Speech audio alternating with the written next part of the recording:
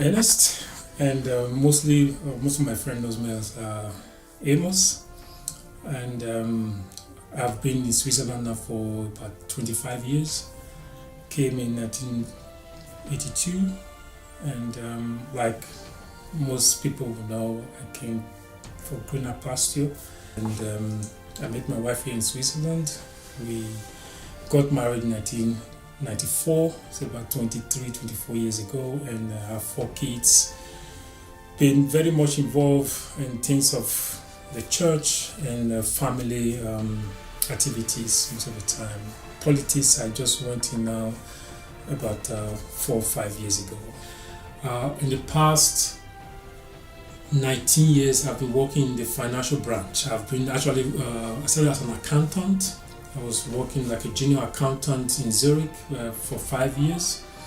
So when I changed my job to Winterthur, I also was like an accountant, because accountant, you have a junior accountant, you have an accountant, you have a senior accountant, you have accounting manager, and go up and up. So currently I'm working as an accounting manager in Winterthur. So everything that runs around financing, accountancy is where I earn my living.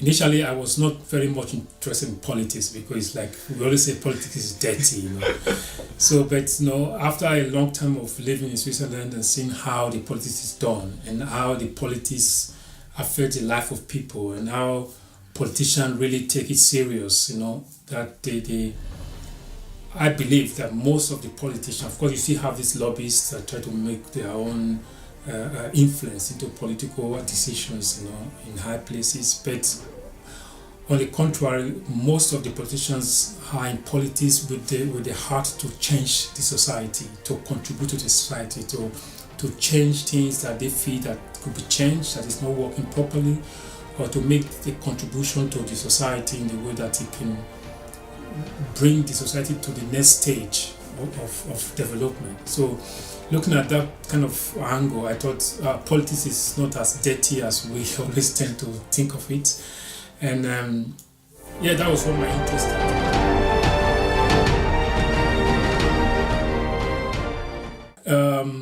I would say that I really went to politics by some coincidence, because initially somebody asked me in Zurich, when I was in Zurich, if I want to join the political party, exactly the same party, FVP.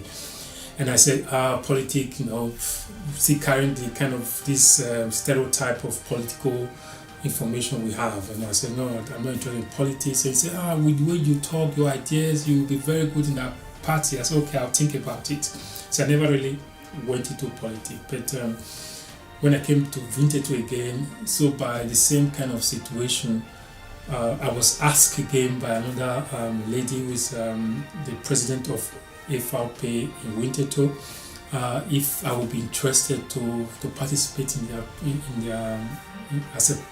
their party as part of their list, the Gemeinde Rat Wahl. And I thought, yeah, why not? Why not? And I also thought, like, it's a coincidence, I was asked by the same party where I was in Zurich about 5-6 years ago. I didn't do anything about it. Now I'm in Winterthur. It's like they also coming back again to ask me if I want to be part of it, because why did she ask? You ask herself, why did she come to me? The thing is, like, which I really appreciate about this party, though it's a Christian party, it's a very small middle party, so they're not radical left, right, or fundamentalist, because they are Christians. But it's a Christian party and it's a small party, but they really portray what their slogan says. Their slogan is Christliche Werte, menschliche Politik. So like Christian value and humane politics. So it's applying Christian value in politics and making it humane, to being able to stand for those biblical principles in politics. Of course, like we know that there are a lot of people that still take politics for their own personal advantage, like trying to get their personal aspiration realized through politics, But the same, I believe this party really stands for what they say, and being within about 6 years or more, getting to know the people, the really nice people. I've never had any cause to feel like, oh, I'm a foreigner in the group. I never felt anything discriminatory or anything, and the people are very open. Of course, you can see, I feel that Christian value in the way and the attitude of the people.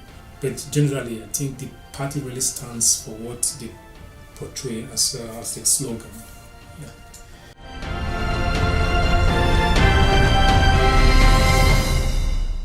Yeah, I would say that I've been very lucky and privileged, with my being in Switzerland. I think I use the word lucky, but I don't think God's grace has also been part of the work so far. I'm by nature not the front row person. I'm not the kind of person that want to be on the pulpit and speak to thousands of people, talk to people. But at the same time, I carry some kind of ideas that I feel that we can change the society. Not just when we look at it in the broad view and say, okay, we want to change the society. No, but you can change individual. Maybe if your idea touches one person and that person takes it to the next level, you're already making a change in the society. So the question is, what are my challenges so far? Like I said, I have a privilege to come into politics without having to desire to go into it. But again, one of my challenges I have found out relating to politics has been the language, the German language. This is what, if anybody wants to aspire to be a politician or go into politics in Switzerland, the language of the day is German. Of course, I can speak German, I can commune with friends or in the political discussion, I can make my view clear, and I can write, but not the way I would like to. When I listen to people speak on the podium, on the pulpit, I speak in German, I say, wow, like that expression, but it's just for me the language is still a challenge, but on the general society, I think I've been privileged. I've never really experienced racial situations where I can say, oh, that was really discriminatory. I'm not playing down it. There are those who are still very stereotype and think that everything that is not what they know is dangerous. So don't misunderstand that. I really believe that there's still racism in the society, in job, seeking of job. A lot of people, depending on whoever is looking at your job profile, if it's not someone that likes the color, it doesn't even care if your qualification is even better. But I still believe again that to a great degree, Switzerland is also very fair in the way they treat you. This my experience is like, as long as they relate to you in a more meta way, they see you have idea, you are not stupid, you stand for what you believe, they begin to respect you and they begin to appreciate. It's like the color falls off when you speak, when they talk with you. I think that's where I also believe that the society, you can also give them a credit. But I also believe that in politics you can still make a lot of changes. The country is nice, is great, things are working fantastically, but it doesn't mean that there's no room for improvement. There's one thing I still believe, there's still improvement possibilities.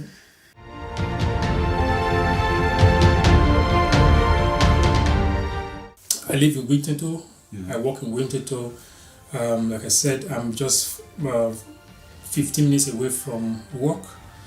So my privilege is like I've been able to combine work-life balance, family, work, apart from work, I have family, I have church, then I have politics, and I have friends. This is my circle of life, But like I just being able to juggle them together is just a privilege I have in being able to walk very close to home.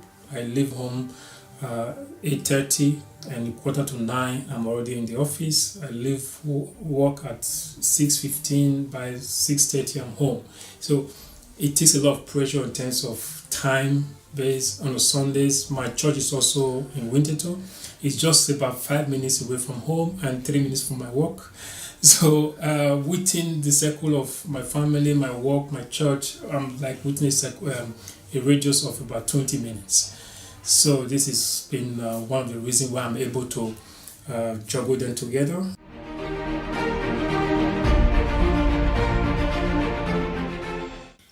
It's not like in third world country or in Africa country where it is like a profession.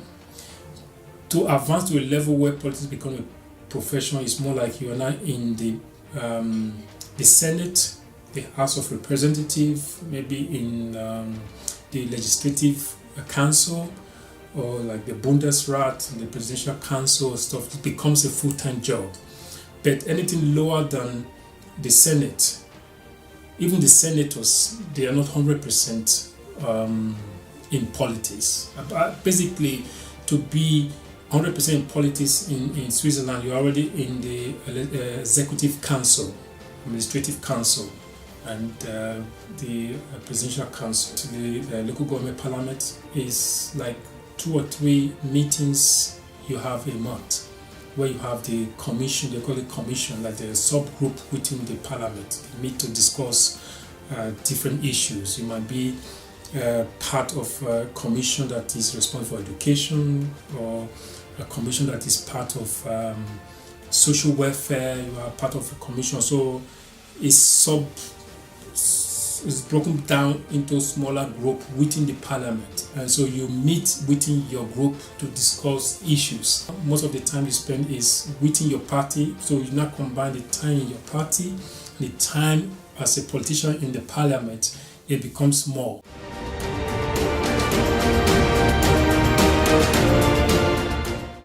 The thing is, a lot of foreigners are not interested because the Swiss politics is not so transparent.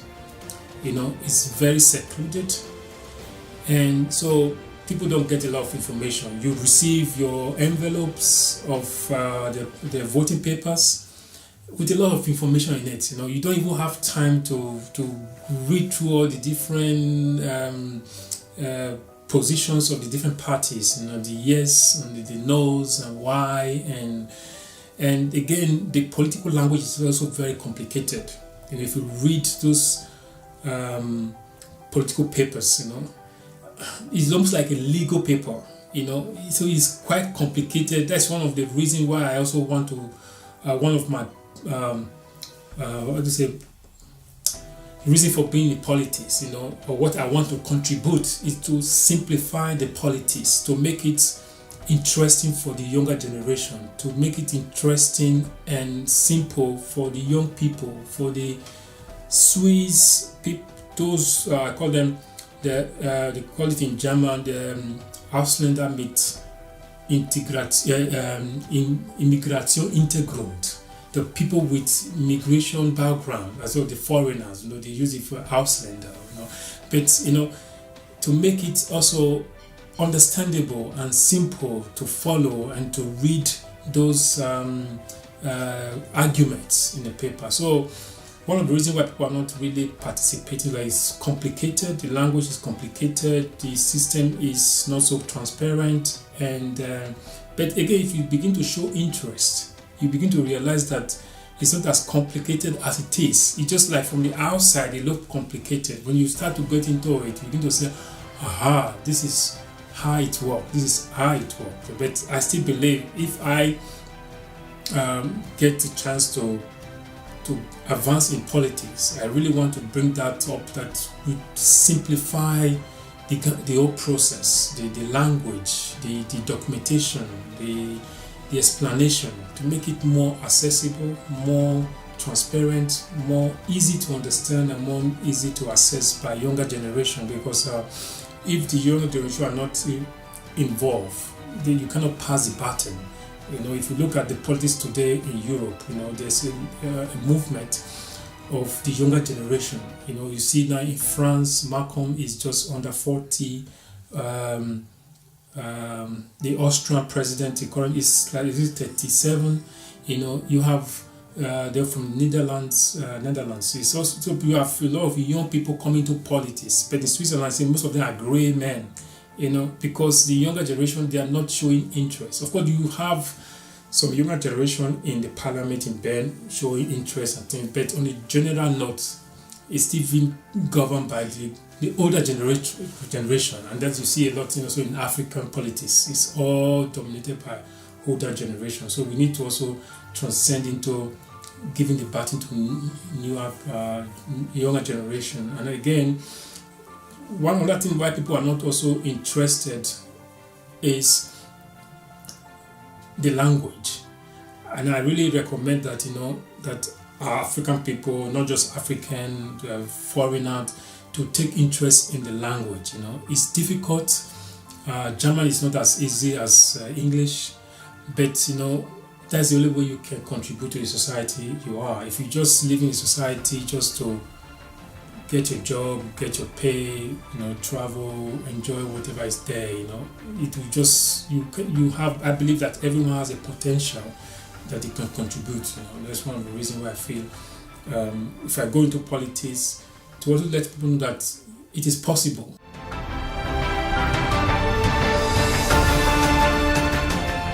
Look, I know that a lot of people just dump their papers on the trash can when they receive it because it's not politics, is not my thing. But I think that if I, get interested, you should get interested, and they feel challenged by that. So that kind of challenge is what I want to bring back to the younger generation, to the passive Swiss people, to say, look, get involved. Your vote counts.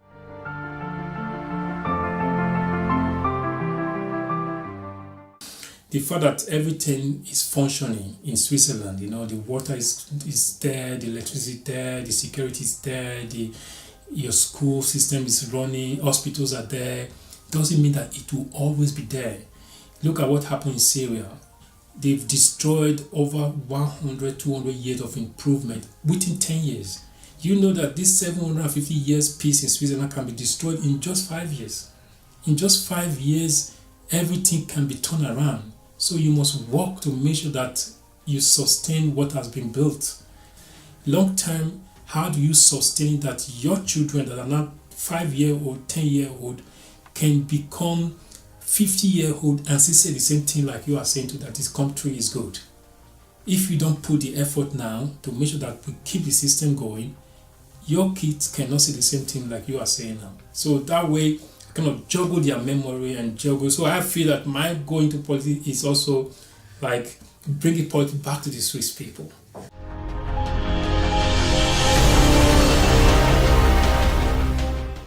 But I think if you are aspiring for it, you have to come with the mentality it is possible. And that's also one of the reasons why I'm in, so that you can see that, if Amos could get into it, that means there is a possibility that I can also aspire to do something like that. So the thing is, it is not going to be easy. First, you have to have the interest and the passion for politics. Secondly, you have to also better your language, your ability to communicate with people, because people begin to take you serious when you are able to communicate and pass your ideas and your opinion to them, to sell them what you think, That is very important. And thirdly is to say that, look, politics is part of the things that affect everybody's life. Once you are a citizen, you have the moral obligation to get involved in politics. So if somebody is trying to stop you and say that, you are black, or you are a foreigner, there's no space for you, you just have to let that person, your ignorance will not stop me. I have decided to want to be part of a political situation and improvement of this country. I'm a Swiss. I pay my tax. I have the voting right. So by law, I am obliged to actually participate. So don't let people's opinion stop you from what you already think you want to do. That is on that point. Again, the point is like you also have to also define your political profile. Like for me, I'm not a radical leftist or rightist, so I'm more like in the middle. I believe in dialogue. I believe nobody has the absolute knowledge, and nobody has the absolute wisdom. But by dialoguing and interacting and sharing opinion and talking, you arrive at a consensus of taking the country to the next level. It's not about you, it is about the society.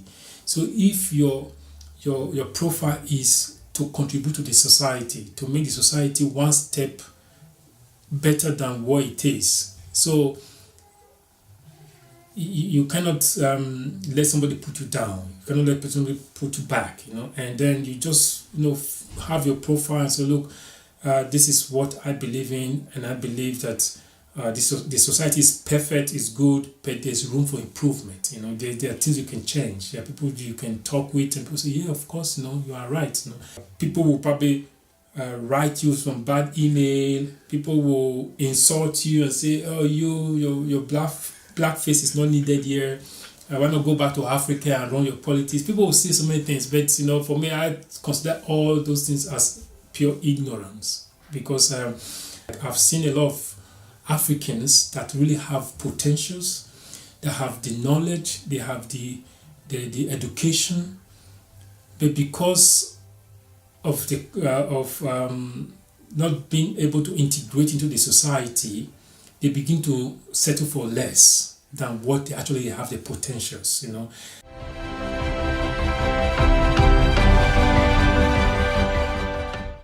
Let the politics become a win-win mentality, instead of saying, oh, that is a foreigner, or it's black, it's an Arab, or it's a Muslim, or it's a Christian. You stereotype, and then at the end of the day, it's a lose-lose. It doesn't amount to his full potentials. The government will probably end up supporting him through social means, and it is not happy, it's not integrated, because he feels frustrated in the society he lives in. So it's a lose-lose mentality. So one of the things that I'm looking forward is to be able to come up with innovative way of harnessing the potentials of foreigners. People that, if you look from the statistics, they said it costs the state from kindergarten to university close to $500,000 to train one person. Just 1 year it costs. If you go to private school, it costs about $20,000 a year to $30,000 a year per kid for 1 year, even if it's primary school, private school. So by the time you calculate from kindergarten to university, which take about 15 years, you have a 6, then you study on that 4, 5 years, whatever, it costs the state close to $500,000. But again, you see somebody that came from Africa who has already got that information, that knowledge, that understanding. That means his government has already paid that investment. It comes in here with the knowledge. If you harness that knowledge, it begins to contribute to your society without you investing into him.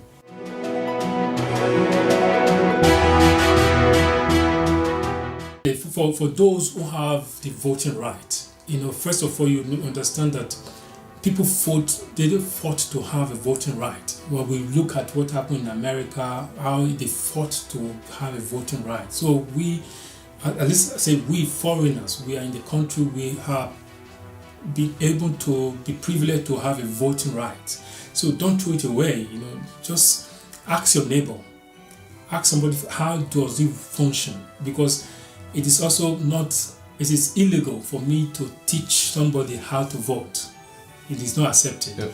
But you can ask your neighbor. You can say, look, I'm interested in politics. I like to vote, but I don't know who to vote for. Then that person can tell you more about it. I just believe that don't throw your voting card away. Seek information. Seek explanation. And I think a lot of people are prepared to explain to you. If you ask 1, 2, 3, the third person will be able to explain better how to do it. But don't throw the voting right away.